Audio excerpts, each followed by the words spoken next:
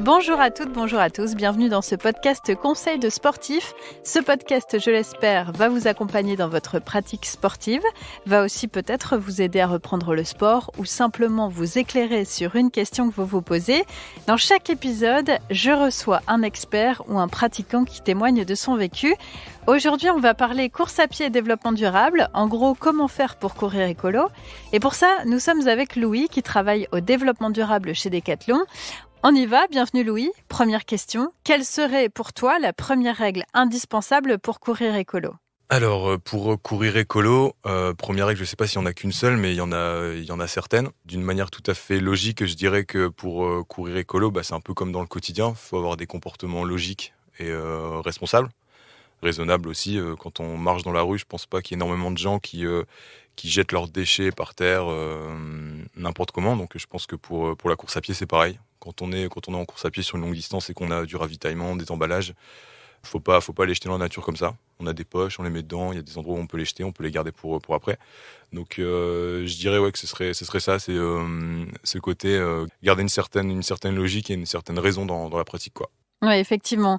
Et deuxième question, et je me permets là d'être volontairement un peu rentre-dedans. Si je prends ma voiture pour aller courir, tu me réponds quoi ?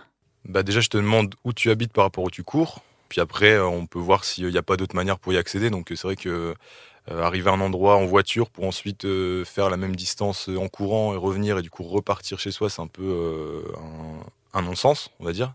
Il y a différentes manières de voir ce trajet-là. Donc il y a soit le faire en vélo. Donc le vélo, c'est une manière d'être sûr d'arriver à l'heure déjà, parce que on évite un peu les bouchons. Il y a des chemins qu'on peut emprunter qu'on peut pas forcément prendre en voiture.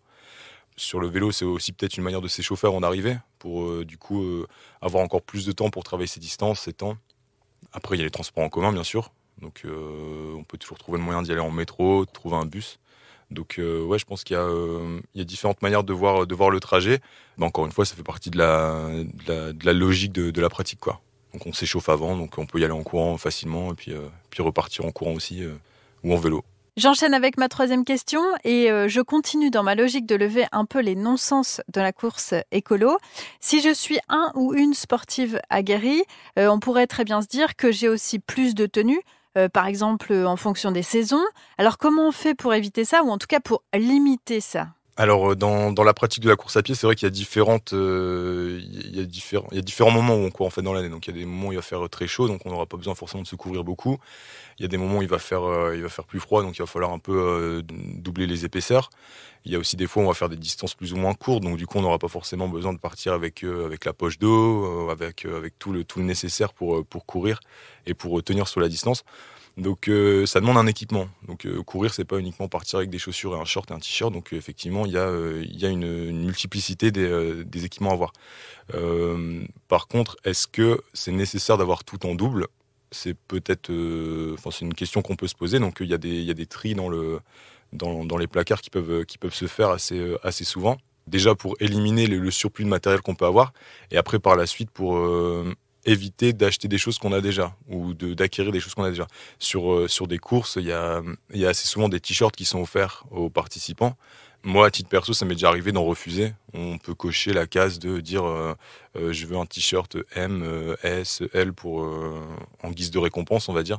C'est peut-être pas forcément le truc hyper nécessaire à avoir parce que du coup, pour quelqu'un qui pratique la course à pied souvent, on les cumule. On a un tas de t-shirts immenses et au final, on va en utiliser que 2 parce que c'est ceux avec lesquels on se sent mieux pour courir. Donc c'est une manière de déjà réduire la quantité d'habits. Une fois qu'on aura fait ce tri dans ces placards, on peut recycler ces habits, donc les mettre dans des bornes, par exemple le relais. Et après, il y a aussi des dons qui sont possibles. Ça va peut-être profiter à quelqu'un qui en a plus besoin que nous. Donc si l'habit dort dans le placard pendant 6 mois, c'est peut-être intéressant de voir si quelqu'un peut en profiter, si quelqu'un va en avoir besoin, quelqu'un dans le besoin, quoi. Ouais, effectivement, ça sert à rien de garder des vêtements pour rien. Et dans le même esprit, je fais quoi avec mes baskets que je change du coup plus souvent ? Il y a 2 aspects qu'on peut mettre en avant à ce niveau-là.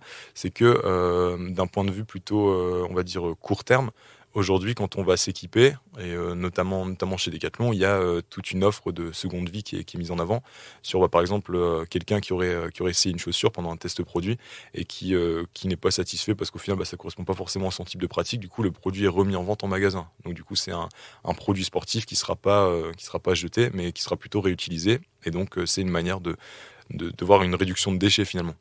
Et aussi, là, sur un point de vue plutôt long terme, il y a beaucoup de réflexions qui sont faites autour de l'éco-conception des produits.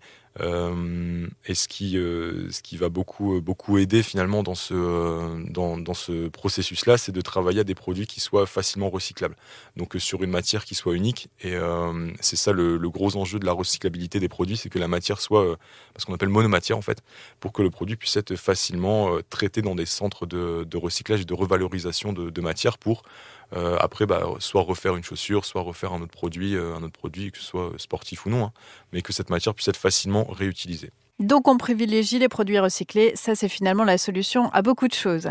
On va maintenant parler d'un nouveau phénomène, celui de ramasser des déchets pendant son temps de course. Tu peux nous en parler ? Il y a une pratique en ce moment, ça fait quand même un peu de temps qu'elle est installée, mais qui prend de plus en plus d'ampleur au vu des problématiques et des enjeux actuels sur les déchets. Donc on peut ramasser ces déchets quand on court. Il y a des associations qui portent ça sous le nom de EcoRun, de Plogging. Donc ça c'est le nom un peu international on va dire, qui est la contraction du mot suédois plocka qui veut dire ramasser et running qui veut dire courir en anglais. Donc alors les avantages que ça, c'est forcément on va ramasser des déchets pendant sa course à pied. Ça va nettoyer notre espace de pratique. Il y a d'autres intérêts sportifs qu'on peut y trouver. Donc c'est par exemple quand on va ramasser le déchet, c'est faire un squat par exemple. Donc ça va travailler les cuisses. Donc c'est une autre manière de voir le sport. Donc c'est un complément qu'on peut ajouter. C'est une manière un peu ludique. On peut faire ça en groupe. On part avec plusieurs personnes et on ramasse. Ce qui est beaucoup fait dans cette pratique, c'est de prendre un vieux sac qu'on n'utilise plus. Donc encore une fois, dans cette démarche de réutiliser des objets et de pas les laisser, on va dire, mourir dans un placard, c'est de prendre un vieux sac de sport ou de trail, de course à pied qui sont plutôt adaptés en fait à la pratique, dans lequel on met normalement une poche d'eau.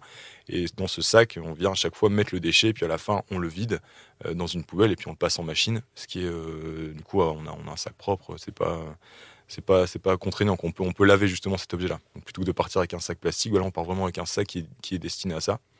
Chez Decathlon, on est partenaire de l'événement World Cleanup Day depuis quelques années maintenant. Donc World Cleanup Day, c'est une fois par an, toutes les personnes dans le monde se réunissent pour ramasser des déchets.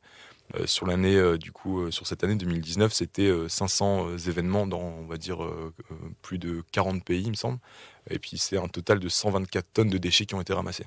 Donc en une seule journée, pour Decathlon. En sachant que c'est un événement qui est aussi pris par d'autres entreprises, par des collectivités, par des villes, Donc c'est quelque chose qui a un réel impact en fait sur la pratique déjà sportive et aussi sur la planète. Le fait de ramasser autant de déchets, c'est ça qu'on aura en moins qui seront du coup traités de manière dont un déchet doit être traité. L'initiative est canon, ça c'est clair. J'en profite également pour vous dire qu'il existe une association qui porte le même nom, World Cleanup Day. Si ça vous intéresse, vous la trouvez très facilement sur Internet. Merci beaucoup Louis pour ce partage. Merci à vous d'avoir écouté ce podcast. On se dit à bientôt pour un autre conseil de sportif.